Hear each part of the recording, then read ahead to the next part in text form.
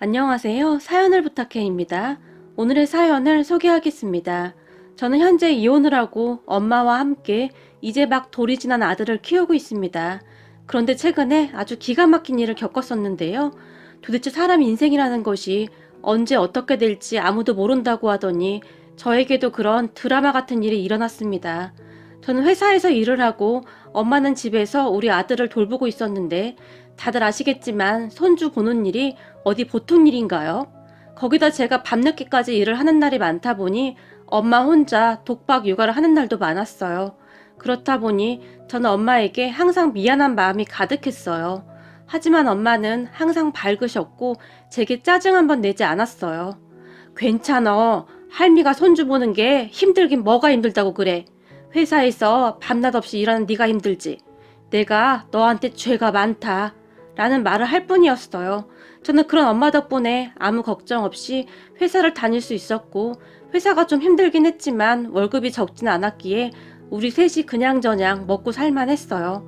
어느 날은 엄마 좋아하는 족발 사가지고 갈까? 됐어. 너 좋아하는 된장찌개 끓여놨으니까 얼른 들어오기나 해. 엄마가 냉이 넣고 아주 맛있게 끓여놨으니까. 엄마가 밝은 목소리로 말을 했는데 된장찌개라는 말을 듣고 갑자기 목이 메어왔어요. 누군가 저를 위해 음식을 해놓고 기다리고 있다는 것이 그렇게 행복할 수가 없었어요. 저에게 진짜 엄마가 생겼구나 하는 생각이 들면서 말이죠. 제가 어릴 때 참 힘든 시간을 보내야만 했는데요. 엄마 아빠는 이혼을 했고 저는 아빠와 할머니와 함께 살았어요. 하지만 할머니와 아빠는 저를 탐탁지 않아 했고 아니죠. 정말 싫어했다는 표현이 더 어울리겠네요. 할머니와 아빠가 친엄마를 참 많이 미워했다고 들었는데 그래서였는지 엄마를 많이 닮았다던 저도 탐탁지 않아 했어요.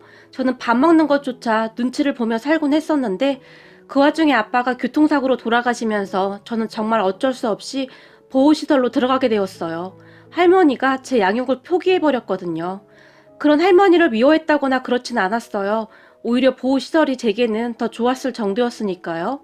그렇게 저는 성장을 했고 고등학교를 졸업하고 바로 취업을 하게 되었어요. 그냥 회사였는데 숙식이 다 해결돼서 나름 괜찮았어요. 저는 그곳에서 몇 년 동안 일을 했고 그러다가 일 때문에 그 회사를 들락날락하던 한 남자를 만나 결혼까지 하게 되었어요. 남자는 부모님도 다 계셨고 집안도 꽤 부유해 보였기에 그때 당시 저에게는 참 과분한 사람이다 라는 생각을 할 정도였어요. 처음 시부모님께 인사를 갔을 때 시어머님도 저를 참 많이 아껴주셨고 가족 분위기도 좋아 보였기에 저는 망설임 없이 결혼까지 하게 되었어요. 결혼 후 한동안은 참 좋았는데요. 시간이 갈수록 남편이 변해갔는데 나중에 알고 보니 시아버님과 하는 행동이 똑같다고 하더라고요. 말을 정말 함부로 하기도 했고 취하기만 하면 돌변하기도 했어요. 참 대단했던 것이 남편은 제가 임신을 하기 전까지 그러한 것을 감쪽같이 숨기고 있다가는 제가 임신 5개월쯤이 되니 본성이 드러나기 시작했는데요. 아마도 제가 아들 때문에 어쩌지 못하리라고 생각했던 것 같아요. 하지만 저는 그렇게 우유부단한 성격이 아니었어요. 한마디로 남편이 저를 잘못 봤던 것이죠. 저는 그런 남편을 보며 뭔가 이상하다고 생각했고 다니던 회사도 그만두지 않았어요. 제가 워낙 성실했기에 회사에서도 출산 후 다시 복귀할 수 있도록 배려를 해줬거든요. 남편은 계속 그만두라며 잔뜩 취해서 제게 윽박을 지르기도 했지만 하루하루 달라지는 남편을 보며 어쩌면 저 혼자 아들을 키워야 할지도 모른다는 생각을 하고 있었거든요. 그러다가 아들이 태어났고 출산 휴가에 들어갔는데 남편의 행패가 더욱 심해졌어요. 아이를 낳고 제가 살이 많이 찌긴 했는데 그런 저를 보며 네 몸에서 돼지우리 냄새가 난다 라는 말도 서슴지 않았고 어느 날은 꾸역꾸역 네 입에 쳐넣는 거 보니까 입맛 떨어져서 밥을 못 먹겠다 라는 말도 그냥 아무렇지도 않게 했어요. 참 기가 막혔던 것이 아이를 낳고 나서 정말 정신이 없다 보니 국에 밥을 말아서 후루룩 마시곤 했었는데 그 모습을 보며 그렇게 말을 하더라고요. 그런 남편을 보면서 점점 정이 떨어져 가고 있었는데 또다시 잔뜩 취해서 들어온 남편이 왜? 내가 마음에 안 들어? 그래봤자 네가 친정이 있어 친척이 있어. 너 지금 나가면 갈 데도 없잖아. 라며 비아냥대기 일쑤였어요. 그리고 저는 그때쯤 이혼을 해야겠다고 결심을 하게 되었어요. 물론 아들이 아빠 없이 자라야 한다는 것에 마음이 아프긴 했지만 정말 가끔은 없어도 될 만큼 최악인 아빠도 있는 것이니까요. 결국 저는 아들을 위해 이혼을 하기로 결심했는데 어린 시절 외롭게 살았던 저와는 달리 아들은 행복하게 살았으면 했는데 정말 마음이 아팠어요. 그렇게 저는 출산 휴가 기간 동안 이혼 절차를 알아봤고 평소 시어머님과는 친하게 지냈기에 살짝 말씀을 드렸어요. 어머님, 저 이혼할 거예요. 어머님은 참 잘해주셨는데 정말 죄송해요. 근데 맨날 취해서 집안 난장판 만들어 놓고 막말하고 더 이상은 안 되겠어요. 저는 이렇게 살려고 결혼한 게 아닌데 그리고 저 사람이 이런 사람인 줄은 정말 몰랐어요. 시어머님에게 힘겹게 말을 꺼냈어요. 그런 제 말을 듣던 시어머님은 사실 말이다. 네가 결혼한다고 인사 왔을 때 내가 뜯어 말렸어야 했는데 아무리 봐도 네가 너무 아깝더구나. 저 인간이 어떻게 너 같은 애를 다시 만나겠니? 일이 될 줄 알면서도 내가 욕심을 부렸어. 정말 미안하구나. 네 말이 맞다. 그런 애비 밑에서 자랐으니 아들도 똑같이 그렇게 행동을 하는구나. 난 자식을 위해 이혼 안 하고 버티고 버텼는데 그게 가장 큰 실수였어. 라며 눈물을 닦으셨어요. 시어머님의 말씀처럼 시아버님도 한평생을 그리 사셨다고 하는데 결국 그 버릇이 대물림 되어 버린 것이죠. 그렇게 저는 이혼 준비를 해나갔고 혹시 몰라서 변호사 상담까지 하면서 최대한 큰 문제 없이 이혼을 진행할 생각이었어요. 그 사실을 안 남편이 방방 뛰면서 난리를 쳤고 네가 어디 갈 데는 있고 얼마 못 버티고 와서 빌어댈 거 그냥 있어 라며 저를 비웃었어요. 그런 남편에게 양육권만 주면 되니까 이혼해달라고 딱 잘라 말을 했고 한참을 힘들게 하던 남편도 나중에는 포기했던지 이혼을 해줬어요. 다만 나한테 뭐 도와달라고 하기만 해봐. 가만 안 둘 거니까. 양육비 그런 얘기 꺼내지도 마라. 나 지금 만나는 사람 있으니까 알았어? 라는 말을 할 뿐이었어요. 알고 봤더니 제가 임신을 하고 난 뒤부터 이미 만나는 사람이 있었더라고요. 그렇게 저는 집을 나왔고 남편은 그 여자와 새 살림을 차렸어요. 그런데 제가 이혼을 한참 진행 중일 때 시어머님이 제 손을 잡으며 얘야, 그럼 나랑 같이 살자꾸나 라는 말을 했어요. 네? 어머님, 우리 이혼할 거예요. 그런데 어머님과 어떻게 같이 살아요? 사실 그때 당시에는 너무 지쳐 있었기에 시어머님에게도 짜증도 나고 그랬어요. 그러니까 내가 그 인간들이랑 인연 끊으면 되는 거 아니니? 시어머님이 조용히 말을 꺼내셨고 네? 인연을 끊다니요. 그게 무슨 말씀이세요? 제가 놀라서 물었는데요. 그러니까 나도 이번 참에 이혼할까 한다. 시어머님의 입에서는 충격적인 말들이 쏟아져 나왔고 놀라서 당황하고 있던 저에게 이혼 소송하면 재산 일부를 받을 수도 있고 거기다가 그동안 내가 모아놓은 돈도 있으니까 그냥 우리 둘이 같이 살면 안 될까? 어차피 나도 그 인간들한테 미련도 없고 아들이라고 하나 있는 게 그 모양이니 나도 참 사는 게 아니구나. 그런데 너도 친정 부모님도 안 계시고 그냥 날 엄마라고 생각하고 살면 안 되겠니? 시어머님은 계속해서 충격적인 말을 했어요. 어머님, 그래도 어떻게 그래요? 그게 쉬운 일이 아니잖아요. 어머님 자식은 그이인데 제가 어떻게 대답을 해야 할지 몰라서 망설이고 있었는데요. 정 안 되면 우리 손주 클 때까지만 내가 돌봐주마. 그 뒤에는 나도 내 살 길 찾아가마. 너 혼자 애 키우는 게 보통 힘든 일이 아니잖니? 그러니까 그렇게 하자꾸나. 사실 너와 나는 그동안 아무 문제가 없었잖니? 시어머님이 저를 설득했고 그런 시어머님의 말에 생각해보겠다고 대답을 했는데요. 저도 어디 하나 의지할 곳이 없었기에 시어머님의 제안에 귀가 솔깃해질 수밖에 없었고 시어머님은 그 뒤 시아버님과 이혼 소송을 진행했는데 제가 깜짝 놀랐던 것이 말이죠. 시어머님이 그동안 증거를 엄청 많이 모아놓으셨더라고요. 여러 가지 사진에 음성 녹음된 것에 뭐 어마어마했어요. 제가 보기에는 이미 오래전부터 준비를 해오셨던 것 같은데 참고 참으셨던 것 같았어요. 그리고 결국 시어머님은 이혼 소송을 하면서 힘겹게 이혼을 하셨어요. 그동안 그리도 힘들게 살아오셨기에 제가 이혼을 한다고 했을 때 오히려 찬성을 하셨던 것 같아요. 당신 손주만은 그렇게 잘하지 않길 바라셨을 테니까요. 그렇게 시어머님과 저는 작은 아파트 하나 얻어서 그곳에서 새 삶을 시작했는데 앞으로는 내가 네 엄마니까 엄마라고 부르렴. 우리 그렇게 맘 편히 살자꾸나. 시어머님이 말씀하셨고 우리는 그렇게 모녀처럼 살고 있었어요. 동네 사람들조차도 우리가 진짜 모녀라고 알고 있을 정도였고요. 가끔 시아버님이 전화를 해서 모진 말을 하기도 했지만 시어머님은 한 번만 더 전화하면 경찰에 신고할 테니까 그리 알아. 라며 차갑게 대응하셨어요. 가끔 전 남편이 시어머님에게 전화를 하기도 했지만 이런 정신 나간 놈아. 네가 이혼한 순간 너랑 나는 이미 연이 끊어진 거다. 그러니까 다시는 연락하지 말거라. 라며 역시 단호하게 행동하셨어요. 그렇게 우리는 나름 잘 살았어요. 시어머님이 육아를 전담해 주셨기에 저는 일에 집중할 수 있었고 아끼고 아껴서 적응까지 하면서 정말 열심히 살았거든요. 그 뒤에도 시아버님이 어떻게 알아낸 것인지 우리 집 앞까지 쫓아와서는 당신 그동안 내 덕에 잘 먹고 잘 살았는데 왜 이렇게 힘들게 산다고 그래? 나랑 살면 돈 걱정은 없잖아. 그러니까 다시 집으로 돌아가. 처음에는 시어머님을 설득했지만 돈만 많이 갖다 주면 뭐해? 마음은 지옥에 살고 있는데 난 그까짓 돈 다 필요 없어. 평생 동안 밤에 잠도 제대로 못 잤었는데 요즘엔 아주 푹 잘 자고 있어. 그러니까 돈 많이 벌어서 당신 혼자 잘 살아. 시어머님은 아주 단호했어요. 사실 시아버님이 꽤 큰 가게를 하나 운영하고 있었는데 그곳에서 나오는 수입이 상당히 괜찮았거든요. 남편도 그곳에서 일을 하고 있었는데 시아버님 믿고 직원들에게 함부로 하고 그래서 말이 많기도 했어요. 그런 남편은 돈을 아주 펑펑 쓰고 다녔는데 돈 아쉬운 줄 모르고 살고 있었어요.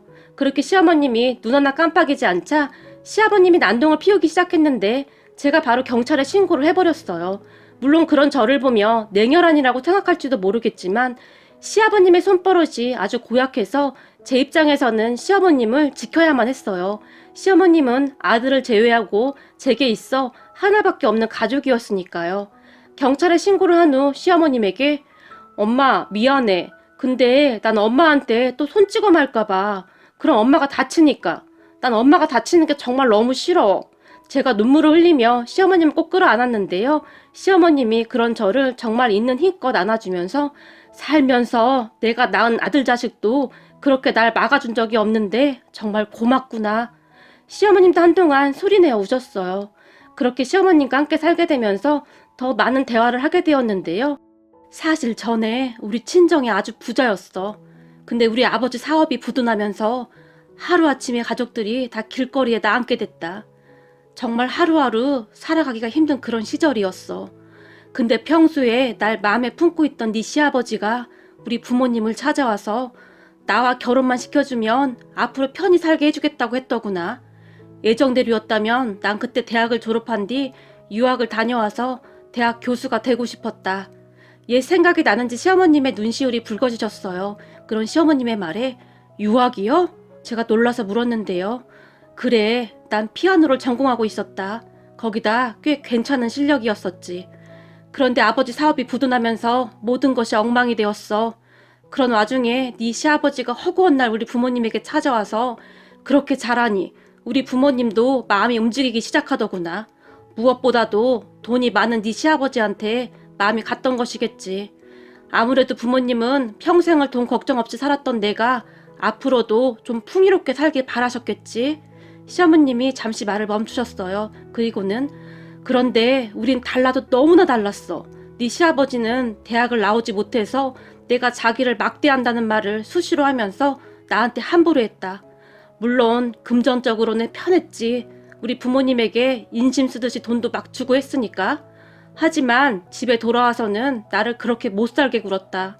난 그걸 그냥 다 견뎌냈고 그리고 이제는 그 빚 다 갚았다고 생각한다. 그래서 이혼을 결심했던 거고. 시어머님이 다시 눈물을 흘리셨는데 처음 듣는 시어머님의 말씀에 가슴이 그렇게 먹먹할 수가 없더라고요. 결국 시어머님과 저는 많이 닮아있지 않았나 하는 생각이 들 정도였어요. 항상 외로운 사람이라는 것이 말이죠. 그렇게 시어머님과 저는 더 가까워졌고 우리는 하루하루 행복한 시간을 보내고 있었는데 그러던 어느 날 우리에게 정말이지 믿지 못할 일이 일어났는데요. 그날도 저는 늦은 시간까지 회사에서 일을 하고 녹초가 되어 집에 가기 위해 준비를 하고 있었는데 전화 한 통이 걸려왔어요. 모르는 번호였기에 받을까 말까 망설이고 있었는데 왠지 전화를 받아야 할 것 같은 느낌이 들었어요. 여보세요? 라고 제가 지친 목소리로 전화를 받았고 혹시 민수아 씨 맞나요? 어떤 여자가 제 이름을 불렀어요. 네, 맞는데 누구시죠? 제가 잔뜩 의심한 채 물었는데요. 저는 박경아입니다. 여자가 조용히 말을 했고 박경아 씨요? 제가 그 여자의 이름을 되뇌이고 있었는데 그 순간 제 뇌리를 스치고 지나가면서 설마 날 낳아준 생모? 라는 생각을 잠시 했지만 설마 아니겠지. 아빠와 이혼하고 난 뒤 단 한 번도 날 찾지 않았는데 그럴 리가 없겠지. 라며 제가 머리를 절레절레 흔들다가는 근데 누구시죠? 최대한 침착한 척 물었는데요. 수아야, 엄마야. 순간 그 여자의 입에서는 그 말이 새어나왔고 네? 누구시라고요? 제가 놀란 채 다시 물었는데요. 엄마야, 널 낳아준 엄마라고. 라는 말을 하던 그 여자가 갑자기 눈물을 흘리기 시작했어요. 하지만 저는 반가움보다는 원망하는 마음이 더 컸기 때문에 저는 엄마가 없습니다. 이만 전화 끊겠습니다. 라고 말을 하며 전화를 끊어버렸어요. 제 입장에서는 참 기가 막혔거든요. 제가 아들을 낳아보니 더욱 이해가 안 됐어요. 저는 출근해 있는 시간에도 항상 우리 아들이 눈에 밟혔거든요. 그런데 저를 낳아준 친모라는 사람은 살면서 단 한 번도 저를 찾아온 적이 없었으니까요. 참 대단한 사람이구나 하는 생각만 들었거든요. 그렇게 며칠이 지났을까요? 어느 날 시어머님이 수아야, 너 말이야 친엄마 안 보고 싶어? 제게 물었어요. 친엄마? 나한테 친엄마가 어딨어요. 아마도 이 세상 사람이 아닌가 봐요. 그러니까 한 번도 안 찾아오죠. 라며 제가 그냥 웃어버렸는데요. 수아야, 사실은 말이야. 시어머님이 다시 한번 제 이름을 힘주어 불렀는데 그게 말이야. 며칠 전에 네 친엄마라는 사람이 우리 집에 찾아왔었어. 처음에는 모르는 사람이라 문을 안 열어줬었는데 아무리 봐도 낯이 너무 익은 거야. 그래서 자세히 봤더니 너랑 아주 판박이더구나. 나이가 아마도 나랑 비슷할 텐데 어쩜 그렇게 젊고 예쁘던지 너랑 똑같이 생겼어.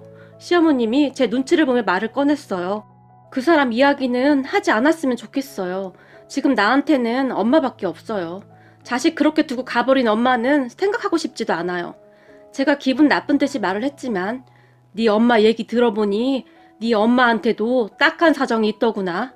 물론 지금 네 마음이 어떤지 잘 알겠다마는 그래도 널 낳아주신 분인데 한 번은 만나봐야 하지 않겠니? 잘 생각해보고 전화해봐. 라며 시어머님이 제 손에 전화번호 하나를 들려줬어요.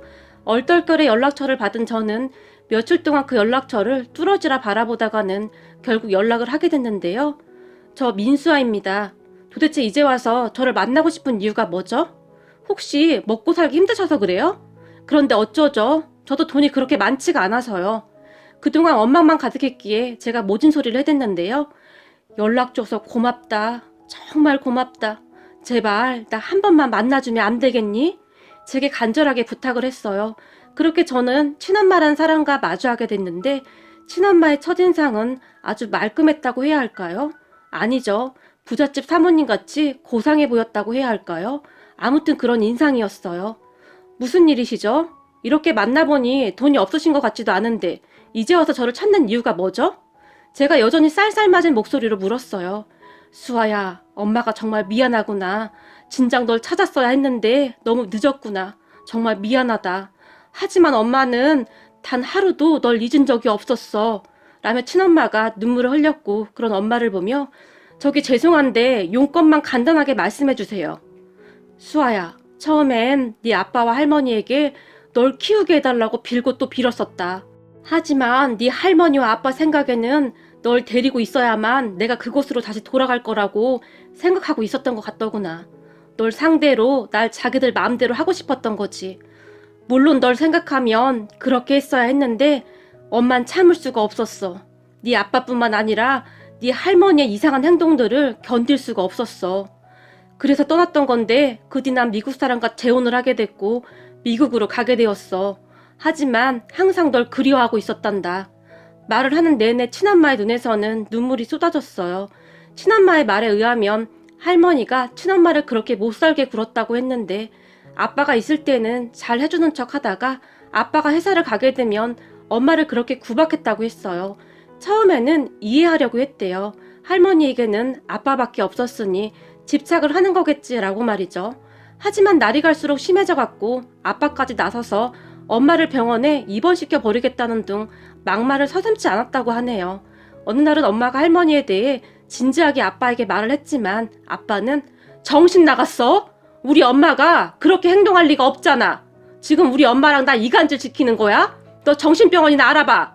라는 말까지 했다고 합니다. 그렇게 엄마는 하루하루 지쳐만 갔고 날이 갈수록 말라만 갔다는데요. 결국 외할아버지 외할머니가 엄마를 데리고 가버렸다고 하네요. 그 당시 엄마는 제발 수아만 저한테 주세요. 제발요. 라며 할머니에게 애원을 했지만 우리 집안 핏줄을 누구한테 준단 말이냐? 어림도 없는 소리 하지 말거라. 라며 비웃었다고 하네요. 그렇게 엄마는 만신창이가 되어 한동안 병원 치료까지 받았다고 하는데요. 그러다가 어느 회사에 파트타임으로 취직을 하게 됐다고 하는데요. 그곳에서 일을 하다가 지금의 남편을 만나서 재혼을 한 뒤 미국으로 갔다고 하네요. 미국인 남편도 부인과 사별한 사람이었는데 미국으로 가기 전에 저를 데리고 와서 같이 키우자고 했다는데 역시나 할머니와 아빠가 완강하게 거절했고요. 저는 정말 이해가 안 되는 게 나중에는 결국 저를 시설로 보내기까지 했으면서 도대체 엄마에게 왜 보내지 않았을까요? 할머니의 심보가 참 고약했구나 하는 생각마저 들었어요. 그렇게 엄마와 한참을 이야기를 하던 중 전부는 아니었지만 조금은 엄마의 심정을 알 것도 같았어요. 물론 저도 자식을 낳아서 키우고 있었기에 더 그러지 않았을까 싶었고, 그리고 엄마 말대로 우리 할머니는 정말 그러고도 남을 만한 사람이었으니까요. 그렇게 저는 엄마를 용서했고 엄마는 정말 고마워했어요. 그러던 어느 날 수아야, 엄마 이제 미국으로 돌아가 봐야 해. 거기서 하던 일도 있어서 엄마가 챙겨줘야 하거든. 사실 엄마가 널 이렇게 다시 찾은 이유 중에 하나가 네가 힘들게 산다는 소식을 들었단다. 내가 네 외할머니한테 널 찾아달라고 해서 네 외할머니가 사람까지 고용해서 널 찾아낸 거야. 그랬는데 네가 참 많이 힘들게 살고 있더구나. 그래서 말인데 이 엄마가 널 좀 도와주고 싶은데, 물론 네가 기분이 나쁘지 않다면 말이다. 하지만 너도 이제 엄마잖니?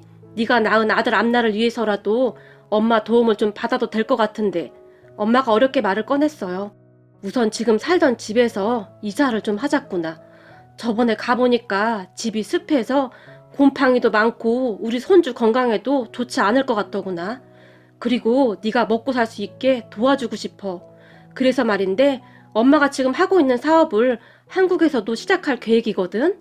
네가 그걸 좀 도와줬으면 하는데 괜찮겠니? 너도 처음이니까 널 도와줄 사람을 엄마가 찾아줬어. 당분간 그 사람한테 배우면서 천천히 해봐. 근데 정말 열심히 공부해야 하는 거 알고 있지? 우선 회사 그만두고 빨리 일 배우면서 공부도 다시 시작해. 엄마가 제게 부탁 아닌 부탁을 했어요. 그런 엄마의 말에 제가 마다할 이유는 없었고요. 그렇게 저는 공부를 하면서 일을 배웠고 엄마 말로는 생각보다 일을 배우는 게 빠르다며 그렇게 좋아할 수가 없었어요. 엄마는 그 뒤에도 자주 한국에 나왔는데 어느 날은 재혼했다던 그분과 함께 저를 찾아왔고 그렇게 우리는 점점 가까워져 가고 있었어요. 그러던 어느 날 엄마가 근데 너랑 같이 사는 분이 네 전 시어머니라며.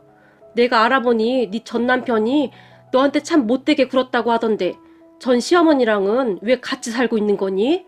라고 조심스럽게 물었고 제가 그동안 있었던 일을 다 말했어요. 그리고 제 이야기를 다 들은 엄마는 시어머님에게 감사하다고 인사까지 했어요. 그 뒤 시어머님과 저는 엄마가 구해준 아파트로 이사를 갔는데 집이 정말 어마어마해서 둘 다 눈이 휘둥그레질 정도였어요. 그렇게 저는 정말 다른 삶을 살게 되었는데요. 시어머님과 제 인생이 180도로 바뀌어 버렸고 하루하루 꿈인가 생시인가 싶었는데요. 시간이 얼마나 지났을까요? 어느 날 제 친엄마와 함께 백화점에 갔는데 그곳에서 전 남편과 딱 마주쳤고 변해도 너무나 변해버린 저를 보며 전 남편이 저기 혹시 민수아 씨 아닌가요? 라고 물었어요. 모든 것이 변해버린 저를 보며 혼란스러웠던 것 같은데요. 오랜만이네? 라며 제가 퉁명스럽게 대답했고 당신 맞구나? 근데 당신 왜 이렇게 변했어? 다른 사람인 줄 알았잖아. 라며 반가운 표정을 지었어요. 아, 얼마 전에 우리 친엄마를 만났거든. 인사해, 우리 친엄마야. 라며 제가 말을 했어요. 그런 제 말에 뭐? 당신 친엄마 돌아가셨다며? 남편이 놀라서 물었고 그러게, 나도 돌아가신 줄 알았는데 이렇게 살아계시더라고. 그럼 우린 바빠서 이만. 이라며 제가 뒤를 돌아섰는데 잠깐만, 그럼 당신 부자 됐다는 말 사실인 거야? 그런 소문이 막 들리긴 하던데. 전 남편이 제게 물었지만 우리 딸과 이혼했다고 들었는데 앞으로 우리 딸 앞에 다시는 나타나지 말아요. 그랬다가는 내가 가만 안 둘 테니까. 엄마가 전 남편을 노려보며 말을 했어요. 그런데 그 뒤 전 남편이 제가 이사한 집까지 알아내서 찾아왔고 우리 아들을 생각해서라도 우리 다시 합치자 라며 어이없는 말을 짓거렸어요. 그런 전 남편을 매몰차게 내쫓아 버렸지만 전 남편은 계속해서 찾아왔고 그 사실을 알게 된 엄마가 무슨 조치를 한 것 같았는데 그 뒤에는 조용했어요. 그런데 어느 날 시어머님이 저를 보며 얘, 네 시아버지 말이다 라며 말을 꺼냈는데요. 네? 아버님이 설마 또 찾아왔어요? 제가 놀라서 물었고 아니 그게 아니라 얘기 들어보니 네 시아버지가 쫄딱 망했다는구나. 네? 그게 무슨 말씀이세요? 쫄딱 망하다니요. 아버님 재산이 얼만데요. 그때 당시 저는 시어머님의 말을 믿을 수가 없었는데요. 그게 말이다. 네 남편 아니지 네 전 남편. 그러니까 우리 아들한테 여자가 있었잖니. 우리 아들이 그 여자랑 같이 산다고 하던데 그 여자가 사실 꽃뱀이었다고 하더구나. 꽃뱀이요? 제가 놀라서 물었는데요. 시어머님은 그 뒤 충격적인 사실을 계속 말했는데 이야기를 듣던 저는 경악할 수밖에 없었답니다. 시어머님의 말에 따르면 전 남편과 동거 중이던 여자가 시아버님에게 얼굴이 진짜 예쁜 아줌마를 소개시켜줬다고 하는데요.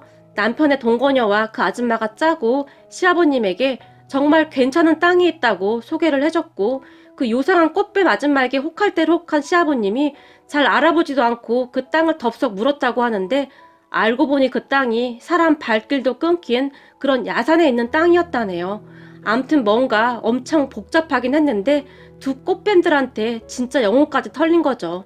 그래서 그 몇 푼 되지도 않는 땅을 어마어마한 돈을 주고 샀다고 하는데 시어머님이 말씀하시기를 그 사람이 웬만하면 잘 믿고 그런 사람이 아닌데 여자가 진짜 예쁘긴 했나 보더구나. 참 기가 막히는구나. 라며 혀를 찰 정도였어요. 그거 말고도 전 남편과 동거 중이던 그 여자와 그 아줌마가 맘먹고 제대로 한탕 하려고 돈도 어마어마하게 빌려갔다는데 차용증 이런 거 쓴 것도 없다고 하네요. 그런 시어머님을 보며 괜찮으세요? 시아버님은 그렇다 치더라도 그래도 어머님 하나밖에 없는 아들인데 그렇게 망해서 어째요? 제가 물었지만 이제 정신 차리고 고생 좀 하고 살아야지. 뭘 어쩌겠냐? 그동안 날라리처럼 살았는데 아주 쎄 빠지게 고생하고 사는 게 얼마나 힘든지 알아야지. 혹시 너한테 전화해서 나 찾으면 넌 그냥 무조건 모른다고 해라. 괜히 얽히면 골치만 아파진다. 난 이미 맘 떠난 지 한참 됐다. 웬만해야 불쌍하다라는 생각이라도 들지. 라는 말을 할 뿐이었어요. 그러던 어느 날은 시어머님이 너한테도 이제 엄마도 생겼고 먹고 살만하니 나는 이만 직구해서 나가마. 내가 있을 자리도 아니고 라며 진지하게 말을 하셨지만 그냥 같이 살아요. 제가 가장 힘들 때 어머님이 옆에 있어주셨잖아요. 어머님 혹시 그이가 찾아와서 귀찮게 할까봐 더 그러시는 거죠? 제가 물었어요. 그런 제 말에 그런 것도 없잖아 있는데 꼭 그런 것 때문은 아니고 너 먹고 살만하면 내가 떠나려고 했다. 너랑 내 관계가 같이 지낼 사이는 아니니까. 시어머님이 다시 말을 했지만 앞으로도 계속 어머님 손주 봐주셔야죠. 지금처럼 이렇게 살아요. 친엄마를 만나긴 했지만 미국에 있는 시간이 더 많고 엄마도 어머님한테 참 고마워하고 있고요. 그러니까 나간다느니 그런 말은 하지도 마세요. 아셨죠? 같이 살면서 손주 커가는 모습 지켜보셔야죠. 저 어차피 재혼 생각도 없어요. 그냥 제 아들 하나 잘 키울 생각밖에 없어요. 저 참 외롭게 자라서 우리 아들은 그렇게 두지 않을 거예요. 라고 말을 했고 제 말에 시어머님이 조용히 눈물을 닦으셨어요. 그리고 얼마 후 제가 피아노를 하나 사서 거실에 놓아뒀는데 그 피아노 뚜껑을 열던 시어머님의 손이 사시나무 떨리듯이 떨리고 있었어요. 그런 시어머님을 보며 어머님 이제 피아노 마음껏 치셔도 돼요. 비록 대학 교수는 못 되셨지만 앞으로 어머님 하나밖에 없는 손주한테 피아노 가르쳐주세요. 라며 제가 활짝 웃었어요. 제 말에 시어머님이 고맙구나. 정말 고마워. 라며 말을 잊지 못하셨는데요. 시어머님, 아니죠. 이젠 엄마라고 불러야죠. 엄마가 피아노 곁을 떠나지 않고 계시네요. 거기다 우리 아들도 피아노 소리가 좋은지 누워서 한참을 집중해서 듣고 있네요. 그런 모습을 보며 이게 행복이구나 싶은 생각이 들었어요. 그 이후 전 남편이 몇 번 찾아왔지만 시어머님이 단박에 내쫓아버렸어요. 얘기를 들어보니 참 힘들게 살고 있다고 하더라고요. 평생을 고생 한번 안 해본 사람이 참 먹고 살기 힘들겠죠. 하지만 그것도 그 사람의 업보 아니겠습니까? 저는 그냥 그렇게 생각하며 살고 싶네요. 앞으로도 시어머님 모시고 우리 아들과 셋이서 행복하게 살아가고 싶습니다. 오늘의 사연은 여기까지였습니다. 즐겁게 보셨다면 구독, 좋아요 부탁드립니다. 고맙습니다.